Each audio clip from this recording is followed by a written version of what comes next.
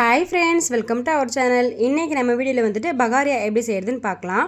நாங்கள் வந்துட்டு பகாரியான்னு தான் சொல்லுவோம். ஒரு சிலவங்க நெய்ச்சோறுன்னு சொல்லுவாங்க. நீங்கள் என்ன சொல்வீங்க இந்த ஃபுட்டுக்கு நேம்னு சொல்லிட்டு மறக்காமல் கமெண்ட்டில் சொல்லுங்கள். இப்போ எப்படி செய்கிறதுன்னு பார்க்கலாமா? நான் வந்துட்டு இன்றைக்கி 2 கிலோ அளவுக்கு செய்ய போகிறேன் பகாரியா. அதுக்கு வந்துட்டு 1 கிலோ வெங்காயம், 1/2 கிலோ தக்காளி, இந்த அளவுக்கு தான் நான் வந்துட்டு வெங்காயம் தக்காளி எடுத்திருக்கேன். ஃபஸ்ட்டு எண்ணெய் சேர்த்துட்டு பட்டை, லவங்கம், ஏலக்காய் அதெல்லாமே சேர்த்துட்டு வெங்காயம் சேர்த்துக்கலாம். வெங்காயம் சேர்த்துட்டு ரொம்ப வந்து கோல்டன் ப்ரௌன் ஆகணும்னு அவசியம் இல்லை. பகாரியாவுக்கு லைட்டாக கலர் சேஞ்ச் ஆனால் போதும். நெக்ஸ்ட்டு வந்துட்டு 2 கை அளவுக்கு இஞ்சி பூண்டு பேஸ்ட் இதெல்லாம் சேர்த்துட்டு தேவையான அளவுக்கு உப்புமே இதிலே சேர்த்துடலாம். நல்லா வதக்கி விட்டுட்டு நான் வந்துட்டு இதுக்கு காரத்துக்கு ஒரு 15 பச்சை மிளகாய் எடுத்திருக்கேன். அதை வந்துட்டு நல்லா பாதியாக கீறி நம்ம சேர்த்துக்கலாம். பகாரியாக்கு பார்த்திங்கன்னா எப்போவுமே காரத்துக்கு வெறும் பச்சை மிளகாய் காரம் தான் நாங்கள் சேர்ப்போம், காரத்தூள் சேர்க்க மாட்டோம். நெக்ஸ்ட் வந்துட்டு நம்ம கட் பண்ணி வச்சுருக்க தக்காளி இதெல்லாம் சேர்த்துட்டு நல்லா வந்துட்டு ஒரு பேஸ்ட் பதத்துக்கு வர அளவுக்கு நம்ம வதக்கிக்கலாம். அதுக்கப்புறமா ஒரு கை கொத்தமல்லி, ஒரு கை புதினா இது ரெண்டுமே வந்துட்டு ஒரே அளவுக்கு எடுத்து அதையுமே இதில் சேர்த்துக்கலாம்.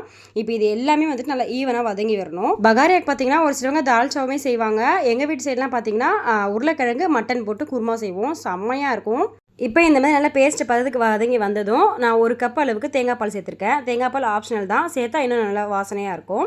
அப்படி இல்லைனா நம்ம வெறும் தண்ணி கூட சேர்த்துக்கலாம். தேங்காய் பால் லைட்டாக கொதிச்சு வந்ததும் இப்போ வந்துட்டு நம்ம அரிசி எதில் எடுத்தோமோ அதே அளவுக்கு 1க்கு 1.5 அளவுக்கு தண்ணி எடுக்கணும். இப்போ நம்ம 2 கப்பு அரிசி எடுத்தோன்னா அதே கப்பில் 3 கப் அளவுக்கு தண்ணி, அந்த ரேஷியோவில் தான் தண்ணி சேர்க்கணும். இப்போ தண்ணியெலாம் சேர்த்துட்டு உப்பு காரம் எல்லாமே செக் பண்ணிக்கோங்க.